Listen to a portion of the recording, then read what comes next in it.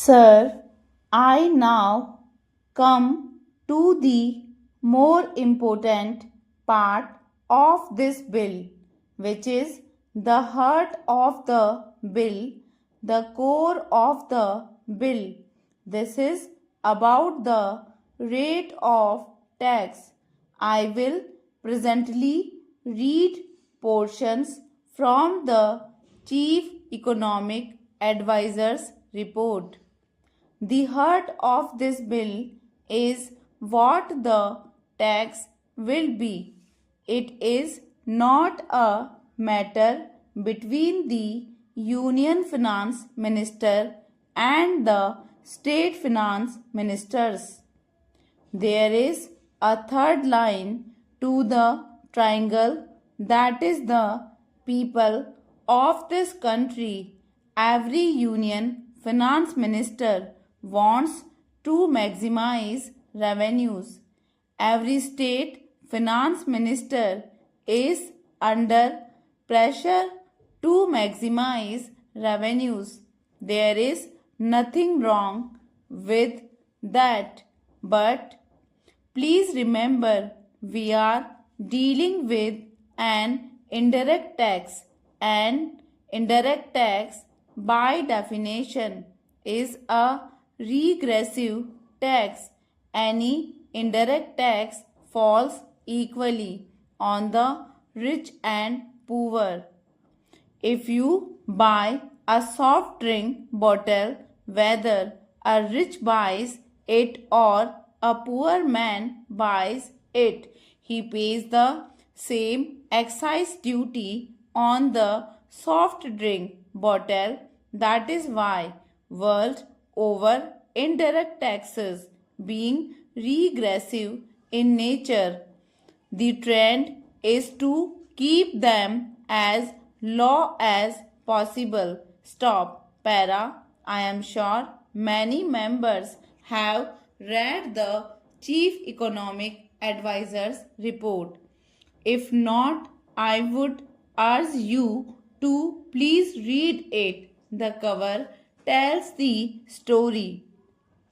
In high income countries, the average GST rate is 16.8%.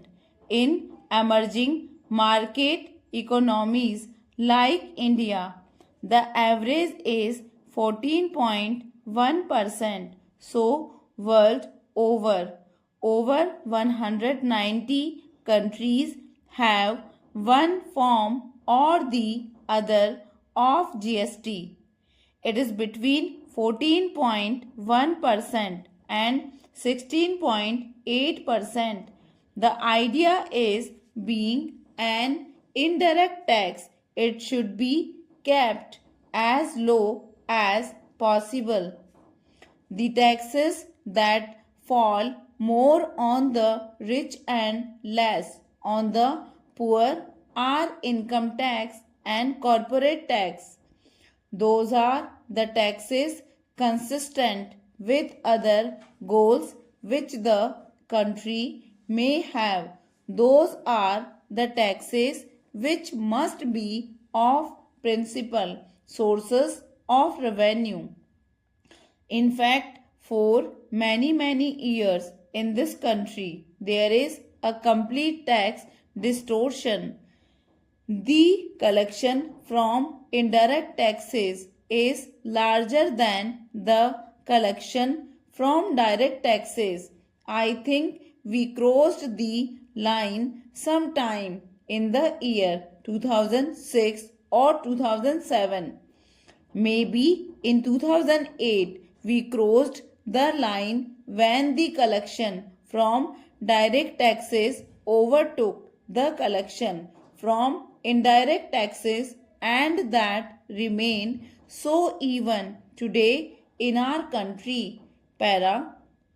In fact, the collection from direct taxes should far outweigh the collection from indirect taxes. So, what do? We need to keep the taxes low. At the same time, we must protect the existing revenues of the union government and the state government. So, how do we go about it? We go about it by discovering what is called a revenue neutral rate, that is not the actual rate of tax, that is simply a step in deciding the slab rates. It is not so technical. In fact, it can be explained in fairly simple terms.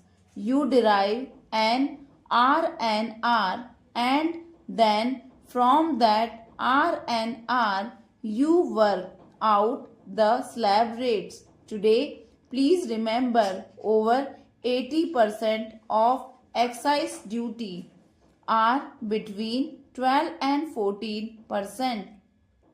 Over 56% of VAT is in the range of about 13 to 14%. So, on an average, 70% of the goods have a tax incidence of about 13 to 14%, but there are use tax losses because of an inefficient collection machinery and a large number of goods escape taxes. They are neither captured by the union, captured by the states, etc. etc. The GST is supposed to be a more efficient tax. If the union captures it, it cannot escape state tax. If the state captures it, it cannot escape union tax. Stop. Para. Therefore, it is more efficient, and because it is non-cascading, more people will comply with it because it is a self-audit method, a chain of transactions. It is very difficult to escape the tax. All these are argued everywhere, and I don't wish to repeat those arguments. Now, the chief economic advisor of the government, working with experts, including state governments representatives, arrived at an RNR of 15 to 15.5 and then suggested that the standard rate should be 18. The Congress party did not pull 18 from the air. This 18 came out of your report. The standard rate must be 18.